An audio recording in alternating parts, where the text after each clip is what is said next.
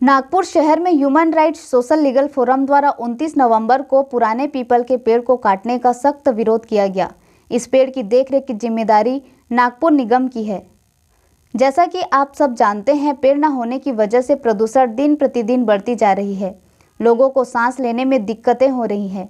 ऐसे में वृक्षारोपण को बढ़ावा देना चाहिए, न कि पेड़ काटने चाहिए, चाहे वह कितनी भी साल पुरानी क्यों न हो। कोई भी पेड़ कितने साल पुराना है, ऐसा न तो कहीं उल्लेख है और न ही ऐसा कोई प्रमाण है जो यह साबित करे कि वह कितने साल पुराना है, बल्कि वह हमारे लिए कितना ज़रूरी है, उससे हमें क्या सुविधा मिलती है, हमें यह देखना चाहिए। यह सब जानते समझते हुए भी रक्षक ही भक्षक बनने को तैयार हैं। कोरोना काल में जब लोग मरने की कगार पर थे और खुद को बचाने के लिए उन्हें ऑक्सीजन की ज़रूरत थी, तब पैसे देकर भी ऑक्सीजन नहीं खरीद पा रहे थे, जिसकी कमी से लोगों की मौतें हो रही थी। तब लोगों को पेड़ों का महत्व समझ में आया। पीपल का पेड़ ऑक्सीजन सप्लाई का सबसे अच्छा स्रोत माना जाता है। ऐसे में नागपुर नगर निगम बर्डी एरिया के पीपल के पेड़ को 208 वर्ष पुराना कहकर विज्ञापन प्रकाशित कर लोगों से उसे काटने के संदर्भ में राय मांगी जा रही है।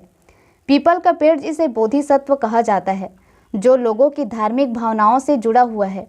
Human rights social legal forum ने ऐसे पेड़ों को काटने का पुरजोर विरोध करते हुए 208 वर्ष के इस पुराने पीपल के पेड़ को काटने के विरुद्ध आंदोलन की चेतावनी दी है।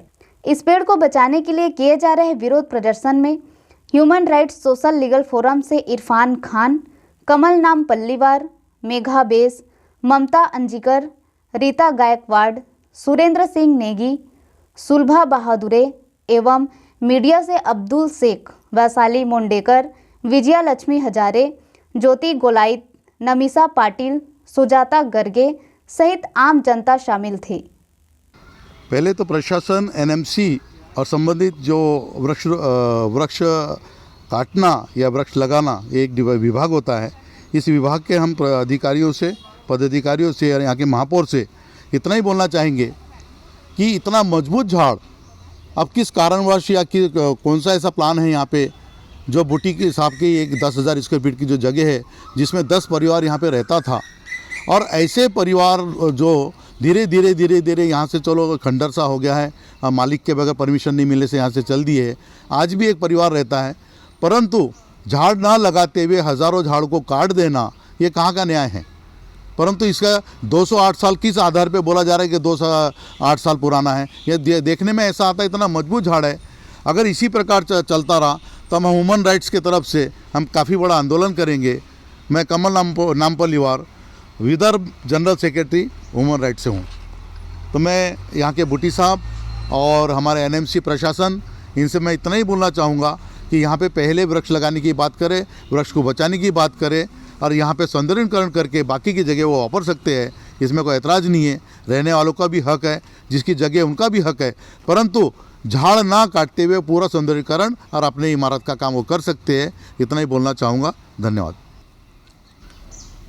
सर, एक तरफ सरकार आंदोलन निकाली है कि पेड़ लगाओ, पर्यावरण बचाओ, और इस पे संदेश वो दे रही है और जागरूक कर रही है लोगों को कि अभी जो कोरोना काल बीता है उसमें ऑक्सीजन की ज़्यादा से ज़्यादा कमी देखी गई है। उसके ऊपर से संदेश दिया जा रहा है पेड़ लगाओ, पेड़ बचाओ करके, और एक तरफ ये निर्णय निकाला गया है। आप क्या कहना चाहेंगे? सबसे पहली चीज़, ये झाड़ को देखते हुए हम लोग ये अंदाज़ा लगा सकते हैं कि इसको रखा जा सकता है। कुछ चीज़ों में उसका सौंदर्यीकरण करके ये झाड़ रह सकता है और यहाँ के लोगों को कोई उसकी तकलीफ़ नहीं है। और दूसरी चीज़, प्रशासन जो कर रहा है तो उसके सामने अभी हमने बर्डी पुलिस स्टेशन में निवेदन दिया है। तो पुलिस स्टेशन के सामने जो है, जहाँ पे किसी ज़माने में झाड़ लगाए गए थे, वहाँ पे झाड़ मौजूद ही नहीं है, सिर्फ बोर्ड मौजूद है झाड़े लावा करके। तो इस जगह पे ऐसी जगह पे प्रशासन को ध्यान देना चाहिए। अगर ऐसे ही चलते रहा तो मैं एसोसिएट डायरेक्टर ह्यूमन राइट्स के तरफ से नागपुर में बड़ा आह्वान एंड इसके साथ आंदोलन करने के हम आह्वान करते हैं कि अगर इसी तरीके से सिर्फ कागज़ों में झाड़ मौजूद है और हकीकत में मौजूद नहीं है, तो आने वाले वक्त में हम जिस तरीके से लोगों को गाड़ी चलाने के लिए पेट्रोल की ज़रूरत होती है, वैसे ज़िंदा रहने के लिए ऑक्सीजन ख़रीदना पड़ेगा। उसकी ज़िंदा मिसाल हमने अभी कोरोना काल में देखे है। अगर इस तरीके से हम जागरूक नहीं हुए तो हमारे आने वाली जनरेशन के लिए जीना मुश्किल हो जाएगा। इसी के साथ मैं human right national associate director Irfan Khan. जी मेगा मैम, आज जो यहाँ पे ह्यूमन सोशल फोरम की तरफ से, ह्यूमन राइट्स की तरफ से जो आज यहाँ पे जो विरोध प्रदर्शन जताया जा रहा है, इसके बारे में आप क्या कहना चाहेंगे? जो सरकार ने 7 दिन का इंटीमेशन दिया था, अगर जनता जागरूक होती है और इस पर अगर जनता विरोध जताती है तो हम अपना निर्णय वापस लेंगे, ऐसा सरकार का कहना था, और आप इस पर क्या कहना चाहेंगे? बिल्कुल, हम लोग को विरोध तो जताना ही चाहिए, क्योंकि हम जानते हैं अगर हम सांस ले रहे हैं तो उसके लिए हमको ऑक्सीजन की ज़रूरत है, और ऑक्सीजन कहाँ से आएगा अगर पेड़ ही नहीं रहेंगे? हम पुराने पेड़ काट रहे हैं, क्यों काट रहे हैं? तो हम लगा रहे कितने पेड़ हैं, ये भी तो हम लोग ने देखना चाहिए। अगर पेड़ कट जाएंगे, सांस नहीं ले पाएंगे, तो फिर ये बिल्डिंगें बना के करेंगे क्या हम लोग?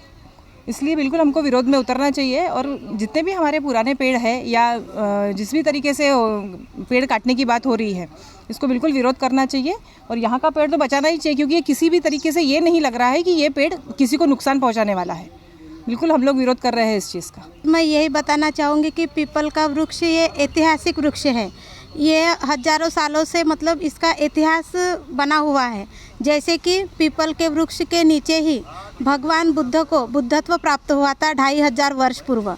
उसके बाद में 5 पंचवर्गीय भिक्षु को भी उन्होंने शिक्षा दी थी, और पूरे विश्व में बुद्ध धम्म का प्रचार हुआ था। ऐसा यह पीपल का वृक्ष है। पीपल का वृक्ष एक धार्मिक इसमें देखा जाता है, लोग उससे पूछते हैं, और इतने साल से ये पुराना पेड़ यहाँ पे दिख रहा है, तो किस हिसाब से ये मान्यता जताई जाएगी? सर, पीपल का वृक्ष यह धार्मिक मान्यता में तो आता ही है, क्योंकि हिंदू धर्म में खुद कृष्ण भगवान कहते हैं कि मैं पीपल वृक्ष हूँ, ऐसा वह कहते हैं। उसी प्रकार बौद्ध धर्मियों भी इस पीपल के वृक्ष को एक बौद्ध वृक्ष भी कहते हैं। 20 घंटे ऑक्सीजन देने वाला वृक्ष है।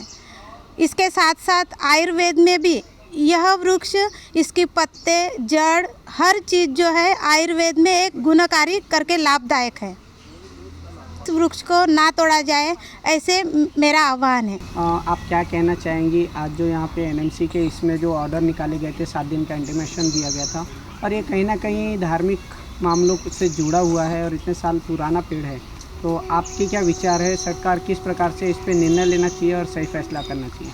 मैं इतना कहना चाहूँगी, पीपल एक बहुत पुराना, ऐतिहासिक और धार्मिक वृक्ष है। ये 24 घंटे ऑक्सीजन देने वाला झाड़ है। अभी कोरोना काल में हमने देखा है ऑक्सीजन की कितनी कमी हुई थी। और मेरा सिर्फ सवाल है सरकार से और आम जनता से भी, हम कितने झाड़ लगाते हैं? झाड़ लगाना, फ़ोटो खींचना उसके साथ, ये एक दूसरी बात है। उसका पालन करना, उसको जीवित रखना, ये एक और बात है। हम झाड़ लगाते हैं, लेकिन उसको हम पाल के बड़ा करते हैं क्या? ये सरकार को ध्यान में देना चाहिए, और पीपल जैसे, बरगद जैसे झाड़ों को बचाना चाहिए। Bureau report, BNN 24 news, Nagpur.